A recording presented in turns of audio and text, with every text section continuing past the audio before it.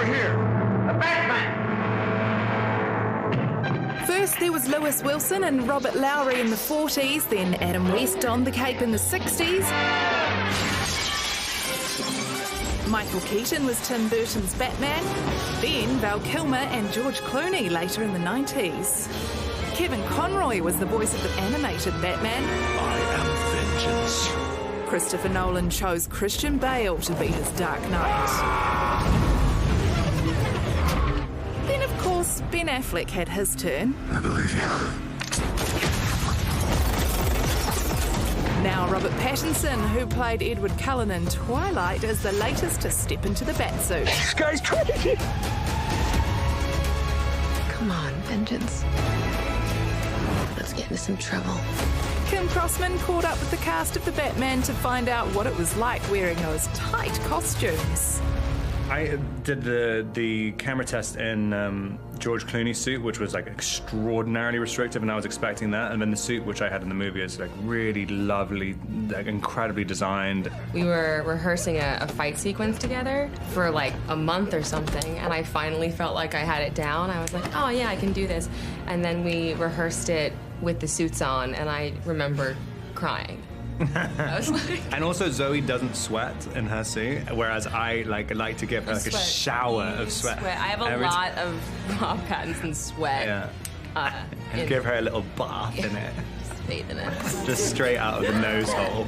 I would just watch it. I would like stare at it, and I'm like, call cut before it drops, call cut before it drops. When that light hits the sky, it's not just a call. It's a warning. This is a big thing to take on. What was your overarching goal? It's a character that's endured for over 80 years. Everyone has a version of Batman in their head, so you're already in trouble right there. What I really wanted to do was to find a way to do a new iteration that felt distinctive, that felt really different and fresh. And part of that for me was to make him the world's greatest detective again, and to not do an origin tale because we'd seen so many great origin tales, but instead to have him in the early days and to watch him as an imperfect Batman. It was a fresh version of Selina Kyle. She's not yet Catwoman. She doesn't become Catwoman fully in this movie. And the same thing with the Riddler. This is the first time he even announces himself as the Riddler. What's black and blue and dead all over? I have a riddle for you both. Oh no. I'm at the beginning of everything, the end of everywhere, at the beginning of eternity and the end of time and space. What am I? What? Batman. I'm like, the universe? I don't know. This is deep. I'm like, what is it? I'm like, God. No. Oh, I mean, maybe. It's the letter E.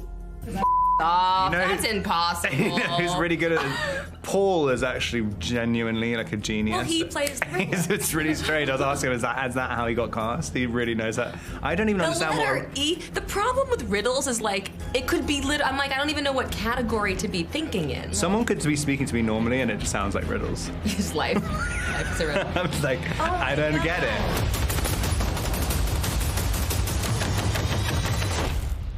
I'm vengeance.